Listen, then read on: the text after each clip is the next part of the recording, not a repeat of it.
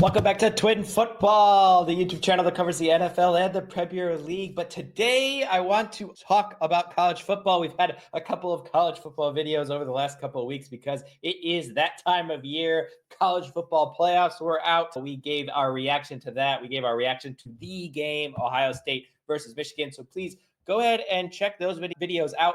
But thank you very much for joining me today. I want to talk about the college football playoff structure and where do we go from here when it comes to college football. And as I was starting to make this video, it reminded me of when I made this exact video a couple years ago from the 4-team playoff and moving to the 12-team playoff. And back then I felt similarly to how I feel now with a little bit of a tweak. I think this is the perfect subject for this channel. We are a channel that likes to cover the NFL and the Premier League. We feel like there isn't a good place to talk about both of those leagues. And in the United States, where both Jacob and I live, there's a growing fan base of both of these leagues. And we like to talk about both of them. So thank you very much for joining. We hope that if you are a big fan of one of the two leagues, that you can use this channel to help get some fandom of the other league. And the reason why I bring that all up is because college football has a problem. No one is happy with the 12-team playoff in terms of the structure. So just to go over quickly, 12 teams do make the college football playoff. The 4 best conference champions all get a bye. So it doesn't matter if you are ranked 15th, 16th, 20th in the country. If you are a conference champion and you are the 4th highest rated conference champion, you get a bye. So in this current first edition of the college football playoff, you have teams like Boise State, Arizona State getting byes when they are ranked behind teams like Ohio State, Tennessee, Georgia, Notre Dame, Penn State. These teams who didn't win their conference but are higher ranked and favored in a neutral site game against all of those teams, no matter who they play.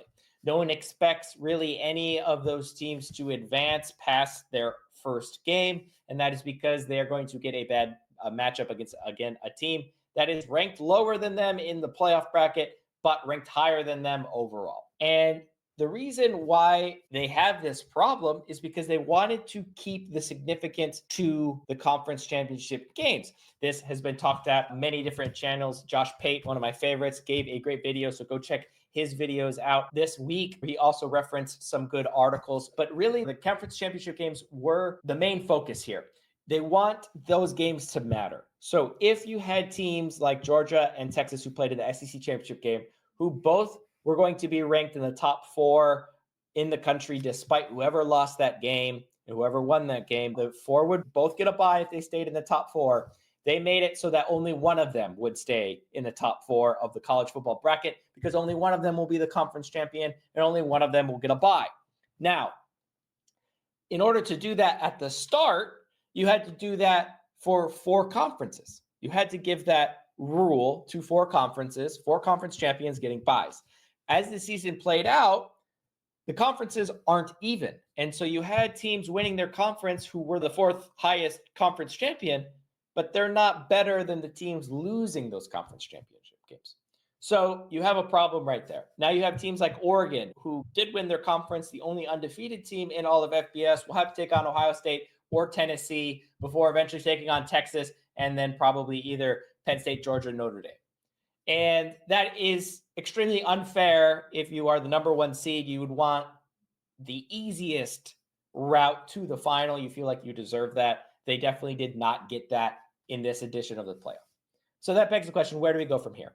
And I think this channel covering soccer, covering European football, and covering the NFL has the perfect answer for that question. Josh Pate and company has suggested automatic bids. And I agree with automatic bids. There was some conference leaders that came out this week and said, well, we want to have automatic bids and then rework conference championship Saturday, which instead of having the top 2 teams of a conference play each other, you have the 2 teams who are fighting for that last automatic bid play each other. The 2 teams ranked, maybe if the SEC has 4 spots, this team's ranked 4th and 5th. They will play each other. The winner goes, the loser stays home. It's kind of like a playoff to get into the tournament. The hardest thing college football has is ranking teams from different leagues with the whole number of teams. It's very difficult to play enough games to fully get a good picture on who is better, what league is better. It's also difficult to play a lot of games in football. It's not basketball. Basketball has a large tournament, has a tournament after their league, before the big tournament, that you can just play all of these games because you can play a game a day in basketball, and really physically it's not that demanding in comparison to the toll that you're going to take every week in football. And so how can you solve all of this? Well, European football has solved this 35, 40 years ago with the Champions League. Champions League format over the last couple of seasons. Obviously, they changed it this year, but it had coefficients for every team playing in Europe. The league itself that you're playing in has a coefficient. So, for example, in Champions League, England would have a coefficient in terms of teams in England and how well they've done in the past in the Champions League, in the tournament, in the playoff. And they would be ranked compared to these other leagues. So, for example, turning that to college football, the SEC would have a coefficient for how well their teams do in the playoff compared to how well the Big Ten teams do in the playoff. You get these coefficients based on how many games you win and so on and so forth. Then, based on your previous season's record as a league or as a conference, you get X number of automated places, right? So, for example, in the Champions League over recent years, England had 4 spots in the Champions League, whereas countries like Belgium or Croatia would only have 1 automatic bid into the Champions League, which means you had to win your conference, win your league in your country in order to qualify for the Champions League. So this is a way to add automatic playoff spots based on merit, right? If a small conference, like right now, people aren't too high on maybe the Big 12 or the ACC, for example, right? Clemson winning the ACC. If Clemson were to go into this and win multiple games in the playoff, beating teams from the SEC, beating teams from the Big 10, that would improve their league's coefficient in the upcoming season to get them more automatic bids into the playoff. That is a way to help even out the conferences as you go year in, year out. Now, obviously, college has a lot of turnover. However, turnover is in every sport. It's the only way when you're limiting the number of games for student athletes here, because it's football, because it's a single season, so many reasons. You need a way to allow for teams to move up and down based on merit. And this coefficient based on wins against other teams in the playoff should dictate how many spots you get. If the SEC goes into this bracket and loses to teams like Boise State, Ohio State, Oregon, Penn State, Notre Dame, Indiana, if they just fall flat, Texas loses to Clemson, and then Georgia loses to maybe a Notre Dame, and they just get bounced out, why should we think that they are going to be better next year? Why should they get more spots next year in comparison to the teams that beat them, when clearly they have lost on the field of play? This is not a ranking of who can get as many blue chip 4 or 5-star players on their roster before the season starts from the transfer portal or from recruiting. This is not how we should be ranking teams. People want to give teams like Alabama the benefit of the doubt this year, even though they have 3 losses, because they're Alabama and we know that they can play well. Yeah, but they didn't play well in 3 games and they lost to teams they shouldn't be losing to. We have to let the play on the field dictate who is a better team. At some point, we have to do that. Yes, I don't think that this college football necessarily does that completely, but eventually we have to try and get there. So I like automatic bids, and I like it based off of previous success. Now, the good thing is this is the first edition of the playoff where you are for sure getting conference champions in here. And I think conference champions are important. So they should be getting bids. Even if they're playing in a worser conference, at some level, they should be getting in. And so you can dictate that by allowing more or less spots through this automatic coefficient.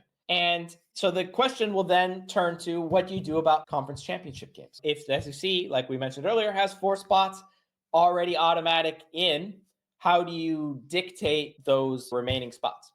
And I love the idea of a pre-playoff to play to get in type of situation. Obviously, the NBA has turned to that. Take the World Cup format. I think it's easier. CONCACAF, the region that the United States plays in. You don't go straight into the World Cup finals, right? You're in World Cup qualifying for 3 years, and then the table is finished. That last automatic spot doesn't get you directly into the final World Cup tournament. It gets you a playoff with the last automatic bid team from Oceania, which is Australia, New Zealand, and those guys. Usually the team from CONCACAF wins that game historically, but that doesn't mean they always will win that game. And so I want to see that. Let's say you have 9 available spots that are going to be allocated to the Big Ten or the SEC. 9 spots, right? I would like to see 5 automatic bids for the Big Ten, 5 automatic bids for the SEC.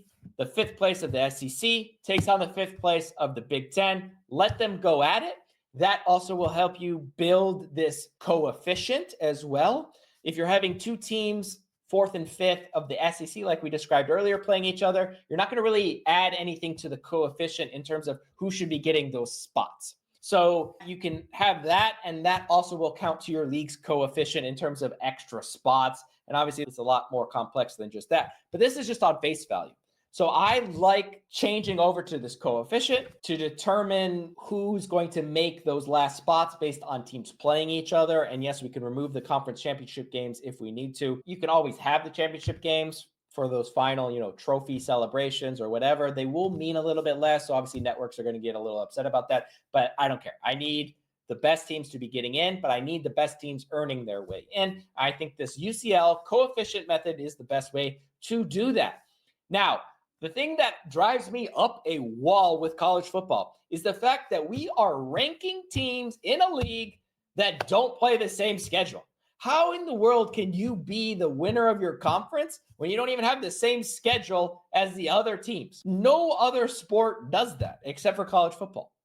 If you want to be called the Big Ten champion, I need you to beat the teams in the Big Ten. Penn State, if they played Oregon in the Big Ten championship game and lost. They played Ohio State in the regular season and lost. They have 2 losses. Ohio State has 2 losses against Oregon and against Michigan. So have one common opponent there. If they had those same games, right? Let's just say Penn State played Oregon in the regular season and lost, and they both had 2 losses. Ohio State would have been ranked higher than Penn State because we beat them head to head.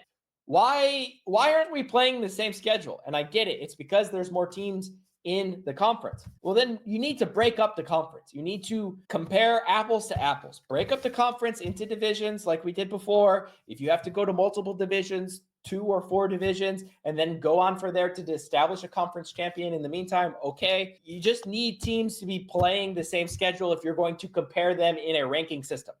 And that is going to be the hardest thing when it comes to this coefficient, because the coefficient is based on the league table. And the league table needs to have teams ranked appropriately, which means they need to be playing the same opponents. And you get into the weeds more about what the schedule should be, especially with rivalries and the combining of the Pac-12 to the Big Ten and some of the Big 12 to the SEC. And we're not going to get into any of that. And I want to lay out a plan for that. I don't have one, but it's an interesting thought. But I think coefficients, league table, automatic bids, pre-playoff games instead of championship weekends is the best solution to the current college football problem. Let me know your thoughts, what you would do to fix the current playoff. What would you like to see as the format? Let me know your comments below. Thank you very much for joining me, and enjoy the football.